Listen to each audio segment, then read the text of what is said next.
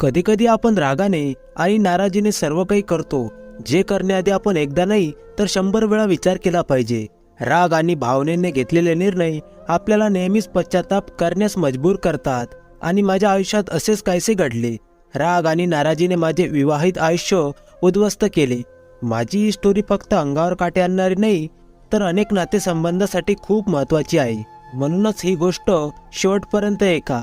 माझे नाव दीपक आहे आणि मी एका मध्यमवर्गीय कुटुंबातील आहे.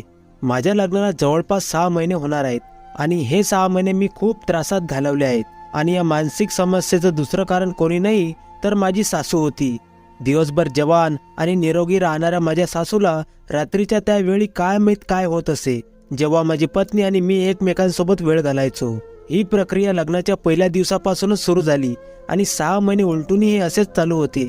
आजही मी ऑफिसमधून थकून परत आलो आणि सगळ्यात आधी मी माझ्या सासूचा सामना केला. बायको पूजा घरात नव्हती आणि माझ्या सासूबाई आमच्या खोलीत हजर होत्या. मला पाहताच त्यांच्या चेहऱ्यावर एक विचित्र हसू उमटले आणि त्यांनी स्वतःच माझ्यासाठी चहा आणला. त्यामुळे मला त्यांच्यासोबत ड्रॉइंग रूममध्ये बसावे लागले. चहा संपताच मी सरळ माझ्या खोलीत जावे असा विचार करत होतो, कारण गेली 10 मिनिटे माझ्या सासूबाई मला सोफ्यावर बसून पाहत होत्या आणि मी शरमेने पाणी पाणी होत होतो. त्यांच्या डोळ्यातले भाव असे होते की मला घबराट वाटायची आणि असे हमेशा होत होते की मी जेव्हा जेव्हा त्यांच्या समोर असायचो तेव्हा त्यांच्या बघण्याचा दृष्टिकोन बदलायचा. त्यांच्या चेहऱ्यावर एक विचित्र हसू असायचं आणि त्या काही न बोलता माझ्याकडे बघतच राहायच्या. आता पण त्या काही न बोलता फक्त माझ्याकडे बघत होत्या आणि मला वाटलं की मी आणखी थोडा वेळ त्यांच्यासमोर बसलो तर माझे संपूर्ण अंग घामाने भिजून जाईल. कधी कधी त्या माझ्याजवळ इतक्या बसायच्या की मला सहन करणं कठीण व्हायचं. खरं तर माझी सासू एक 35 वर्षाची जवान बाई होती, पण त्यांची डोळे, त्यांची हावभाव आणि त्यांचे उठणे बसणे असे होते की जणू त्या अजूनही 16 वर्षाची मुलगी आहे. आणि जेव्हा त्या माझ्याजवळ येऊन कोणत्या ना कोणत्या बहाण्याने मला स्पर्श करण्याचा प्रयत्न करत असत, त्याच वेळी मी घामाने भिजत असो. मी त्यांच्यासमोर बसलो होतो. मला माझ्या बायकोचा राग येत होता. माझी बायको पूजा कुठे गायब झाली होती हे मला कळत नव्हते आणि मी माझ्या सासूला सहन करू शकत नव्हतो. पूजाला माहीत होते की यावेळी तिने घराबाहेर जाणे मला आवडत नाही, पण तरीही ती माझ्या इच्छेविरुद्ध जायची.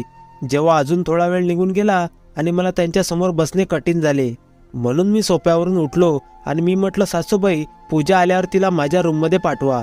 माझ्या एकटाच सासूबाई म्हणू लागल्या की तुम्ही एकटे खोलीत काय करणार, माझ्यासोबत बसा आणि माझ्याशी बोला. मला पण एकट्यापणाचा कंटाळा येतो. तुमच्या सासऱ्यांना जाऊन खूप वर्षे झाले. ते मला तारुण्यात एकटे सोडून गेले आणि आता पूजाला सुद्धा माझ्यासाठी वेळ नाही. तुम्हीच माझ्यासोबत थोडा वेळ घालवत जा.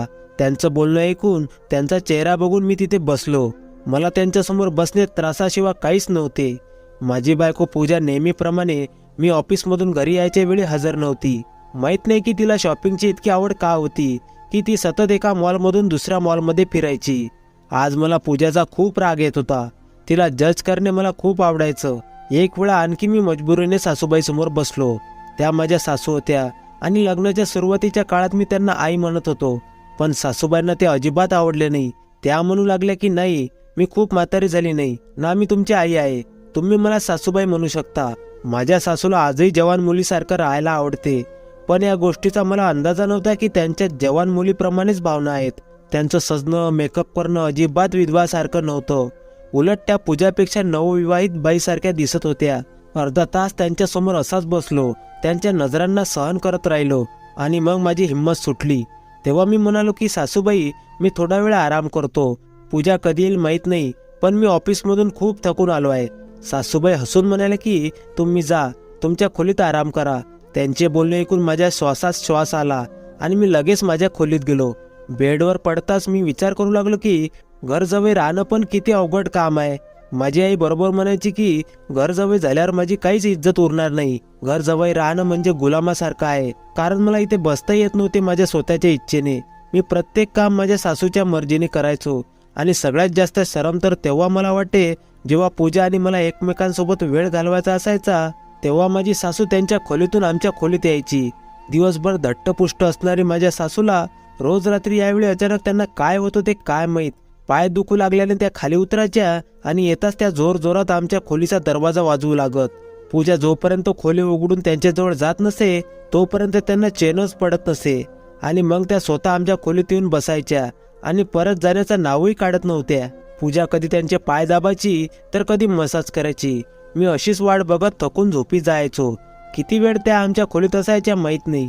मी माझ्या सासूबाईंच्या अशा वागण्यामुळे खूप चिडचिड झालो होतो. यामुळेच माझे आणि पूजाचे काही नीट संबंध होत नव्हते. नाही आम्ही एकमेकांसोबत वेळ घालवू शकत होतो आणि नाही आम्ही आरामात बसून बोलू शकत होतो. मला तर कळत नव्हते की सासूबाईंना माहीत कसे होत होते की पूजा आणि मला काही रोमॅन्टिक क्षण एकत्र घालवायचे आहेत. त्या बरोबर त्याच वेळी आमच्या खोलीत यायच्या. आम्ही जेवायला किंवा पार्टीला बाहेर जायचो तेव्हा त्या नेहमी आमच्या दोघांच्या मदत असायच्या. माझ्या सासूबाई आमच्यात सगळीकडे हजर असायच्या. मी फक्त पूजासाठी सासूबाईंना सहन करत होतो, कारण पूजा आणि माझे लग्न खूप मुश्किलने झाले होते. पण लग्नानंतर मला काय माहीत की पूजा सोबत तिच्या आईच्या नजरांना पण मला सामोरे जावे लागेल. आणि असाच एका रात्री माझ्या सासूबाईंनी आमच्या खोलीचा दरवाजा वाजवला. मी रागाने दरवाजा उघडला आणि माझ्या बायकोला सोडून माझ्या सासूचा हात धरला आणि ड्रॉइंग रूममध्ये माझ्या सासूला आणि स्वतःला कोंडून घेतले. पूजाने परेशान होऊन ड्रॉइंग रूमचा दरवाजा जोरात वाजवायला सुरुवात केली. पण आज मी थांबणार नव्हतो. लहान मोठ्याचे शिष्टाचार मी विसरलो होतो. नाही मला संस्कार आठवत होते. माझ्या सासूबाईंना खूप जवान राहण्याची आवड होती. त्यांच्या अंदरच्या भावनांनी मला अशा परिस्थितीतून जाण्यास भाग पाडले, ज्याचा एक सभ्य माणूस विचारही करू शकत नाही. पुढचे 2 तास मी माझ्या सासूसोबत ड्रॉइंग रूममध्ये एकटा बंद होतो आणि पूजा बाहेरून आवाज देत होती. पण मला जो राग आला होता तो इतक्या सहजासहजी दूर होणार नव्हता. जेव्हा मी 2 तासांनी खोलीचा दरवाजा उघडला तेव्हा माझा राग एकदम शांत झाला होता आणि माझ्या सासूबाई सोफ्यावर गप्प बसल्या होत्या. पूजा त्या खोलीत गेली आणि तिने माझी कॉलर पकडली. ती माझा अपमान करण्याच्या आधीच मी तिला सर्व काही सांगितले जे मला सांगायचे नव्हते. हे ऐकून तुम्हाला पण आश्चर्य होईल की माझ्या आणि माझ्या सासूबाईमध्ये काय घडलं. पूजा आणि मी कॉलेजमध्ये एकत्र शिकायचो आणि तेव्हापासून आमचं प्रेम सुरू झालं. मी मध्यमवर्गीय कुटुंबातला होतो तर पूजा खात्यापित्या श्रीमंत घरची होती. पूजा ही एक अतिशय सुसंस्कृत आणि दयाळू मुलगी होती. मला कॉलेजमध्ये काही गरज पडली किंवा कोणत्याही संबंधात मदत हवी असेल तर पूजा तात्काळ मदत करायला हजर असे. हळूहळू आमच्यात मैत्री वाढत गेली आणि मी पूजाच्या प्रेमात पडलो. पण इच्छा असूनही मी पूजाला हे सांगू शकलो नाही, कारण आमच्यात परिस्थितीचा फरक होता. आणि आपल्या मध्यमवर्गीय लोकांसाठी कोण्या मोठ्या घरातील मुलीसोबत प्रेम करणे म्हणजे बदनामी आणि पश्चाताप याशिवाय काही होत नाही. वर्षभर उलटून गेले तरी मी पूजाला माझ्या प्रेमाबद्दल काहीच सांगितले नाही. आणि जेव्हा आमच्या मैत्रीला 1 वर्ष उलटून गेले तेव्हा एक दिवस पूजाने माझ्याकडे बघितले आणि म्हणाले की मी तुझ्यावर इतके प्रेम करते की मी सांगू देखील शकत नाही. आजपर्यंत मी या गोष्टीची वाट पाहत होती की तू माझ्यावर प्रेम व्यक्त करशील, पण तुझ्या मनात माझ्याबद्दल काहीच भावना नाही असे दिसते. तिचे डोळे ओले होते आणि मी आश्चर्याने तिचे बोलणे बघत होतो. मी कल्पनाही करू शकत नव्हतो ज्या भावना माझ्या मनाला आग लावत होत्या त्याच भावना तिच्या पण होत्या. आणि मग पूजाकडे प्रेमाने बघत मी म्हणालो की ती माझ्यावर जितकं प्रेम करते तितकंच मी तिच्यावर पण प्रेम करतो. तिच्या आनंदाला सीमा नव्हती आणि पूजा म्हणू लागली, माझ्या आईला तुला भेटून खूप आनंद होईल. तू आज रात्री आमच्या घरी जेवायला येशील. पूजाची गोष्ट ऐकून मी परेशान झालो. मी सुंदर आणि हँडसम तर होतो, पण तिच्यापेक्षा मी खूप गरीब होतो आणि तिची आई मला त्यांचा जवळ म्हणून कसं काय स्वीकारेल हाच विचार करून मी पूजाला नकार दिला की मी आता एवढा सक्षम नाही की मी तुझ्या आईला भेटू. पूजा हसली आणि म्हणाली की तिची आई इतर आईसारखी नाही, ती खूप जवान आणि प्रेमळ स्त्री आहे आणि तुला भेटून तिला खूप आनंद होईल. पूजाच्या या गोष्टीने मला खूप हिंमत भेटली आणि त्या रात्री मी पूजाच्या घरी जेवायला पोहोचलो. पण माझ्या सासूबाईची पहिली भेट माझ्यासाठी अविस्मरणीय ठरली. पूजाची आई शीला काकू यांनी खूप आनंदाने माझे स्वागत केले. त्यांना पाहून मी आश्चर्यचकित झालो होतो, कारण त्या कोणत्याच प्रकारे पूजाच्या आई दिसत नव्हत्या. त्या खरोखरच खूप तरुण आणि सुंदर होत्या आणि त्यांच्या बोलण्याची पद्धत पण तरुण मुलींसारखी होती. त्यांनी चमकदार गुलाबी रंगाचा पोशाख घातला होता आणि त्यांचे खांद्यापर्यंतचे केस त्यांना आणखी सुंदर बनवत होते.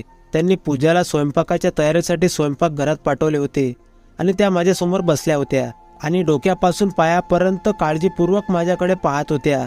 माझी त्यांच्याशी पहिलीच भेट होती, म्हणूनच मी खूप गोंधळलेला होतो. मला वाटले की कदाचित त्या माझ्याकडे त्यांच्या जवळच्या दृष्टिकोनातून पाहत आहेत आणि हे माहीत करून घेत असतील की त्यांच्या मुलीची आवड कशी आहे. पण त्यांच्या हृदयात काय दडले आहे हे मला माहीत नव्हते. मी त्यांच्याकडे 1-2 वेळा पाहिले आणि त्या माझ्याकडे टक लावूनच बघत होत्या. मला त्यांनी खूप प्रश्न विचारले होते आणि आश्चर्याची गोष्ट म्हणजे मी मध्यमवर्गीय असल्याने त्यांना काहीच हरकत नव्हती. हे एक आनंददायी जेवण ठरले होते. पण जसा मी परत जाण्यासाठी उभा झालो तर माझ्या सासूबाई म्हणाल्या की या लग्नासाठी त्यांची एक अट आहे की त्या मला त्यांच्या घरी ठेवेल. या गोष्टीने मला आश्चर्य वाटले आणि माझा अहंकारही दुखावला. मी लग्न करून घर जावई म्हणून कसे जगू शकतो? माझ्या सासूने स्पष्ट शब्दात सांगितले की मी माझ्या एकुलत्या एक मुलीला एका छोट्या घरात सोडू शकत नाही, म्हणूनच तुम्हाला इथे आमच्यासोबत राहावे लागेल. मी विधवा स्त्री एकटी कशी राहू शकते? बरं आहे, मला तुमची साथ पण मिळेल.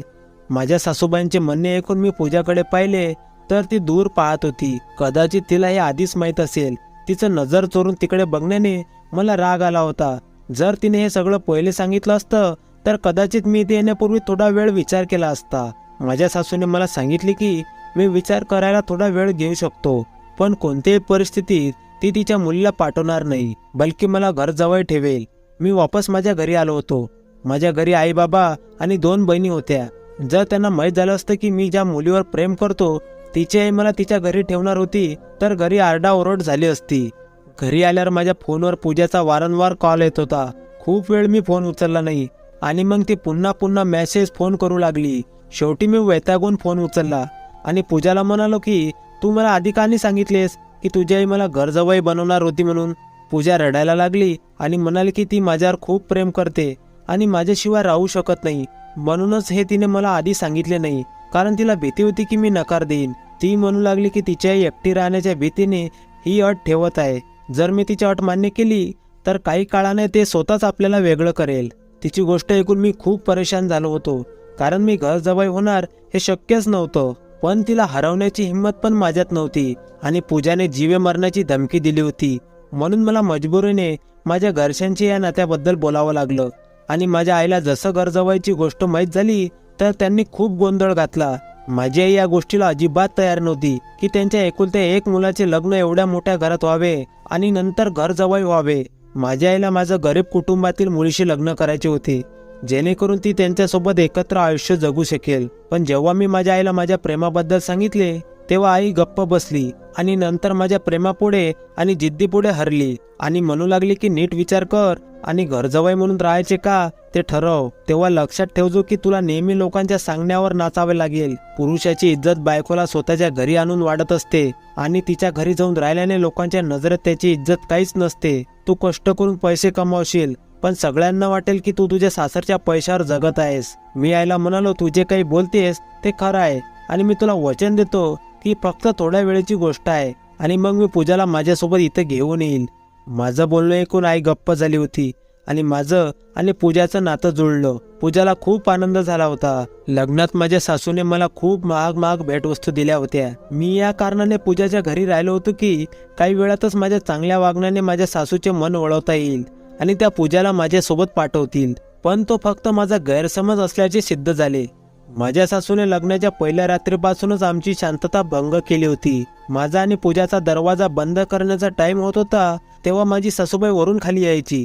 जेव्हा जेव्हा मी पूजाच्या जवळ यायचो तेव्हा माहीत नाही कसं त्यांना माहीत होत असे. तेव्हा त्या लगेच तिथे पोहोचायच्या आणि त्यांच्या उपस्थितीत माझ्या पत्नीशी बोलणे मला कठीण होत होते. मी मजबूर होऊन हे सगळं सहन करत राहिलो. पूजा तिच्या आईला खूप प्रेम करायची आणि ही गोष्ट मला गप्प राहायला भाग पाडायची.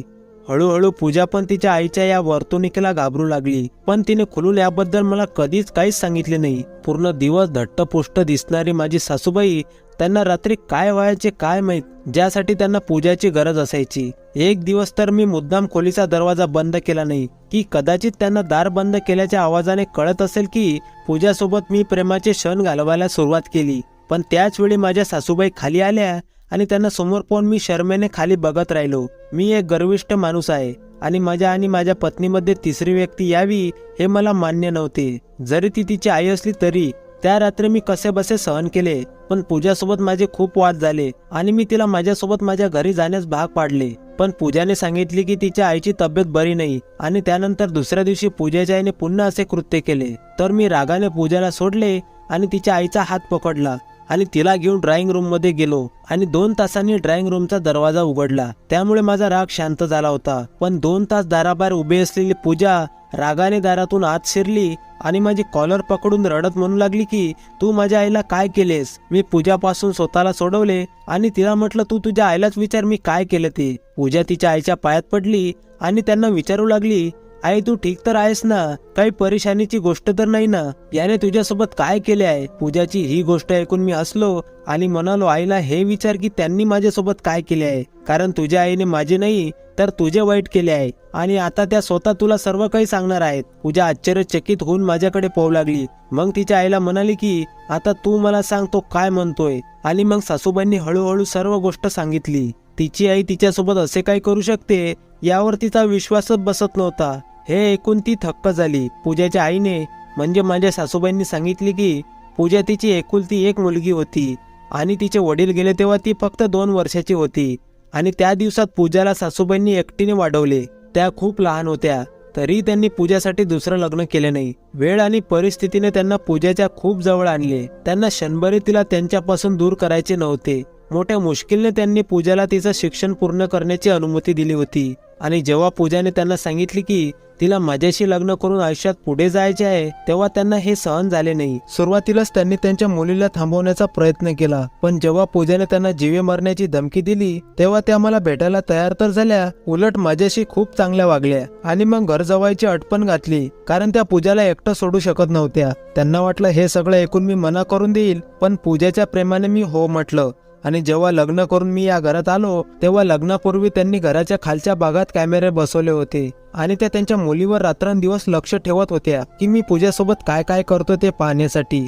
आणि जेव्हा मी पूजाच्या जवळ जाऊ लागायचो तेव्हा त्यांना ते सहन होत नव्हते, कारण त्यांचे प्रेम एका मर्यादी पलीकडे गेले होते आणि त्या त्यांच्या मुलीच्या जवळ असलेल्या कोणत्याही माणसाचे ओझे सहन करू शकत नव्हत्या. त्या मानसिक आजाराच्या बळी झाल्या होत्या, ज्यात त्या त्यांच्या मुलीच्या नवऱ्याला तिच्याजवळ गेल्याने त्यांना सहन होत नव्हते. मी पूजाच्या जवळ जात असल्याचे पाहून त्या कुठल्या ना कुठल्या बहाण्याने खाली यायच्या आणि मग जेव्हा पूजा माझ्या ऑफिसमधून येताना तयार होत असे तेव्हा त्या जबरदस्तीने तिला शॉपिंगला पाठवायच्या आणि स्वतःच मला त्यांच्यासमोर बसवायच्या. त्या मुद्दाम मला इतका त्रास देत होत्या की मी स्वतःच त्यांच्या मुलीला एकटं सोडून माझ्या घरी परत गेलो पाहिजे.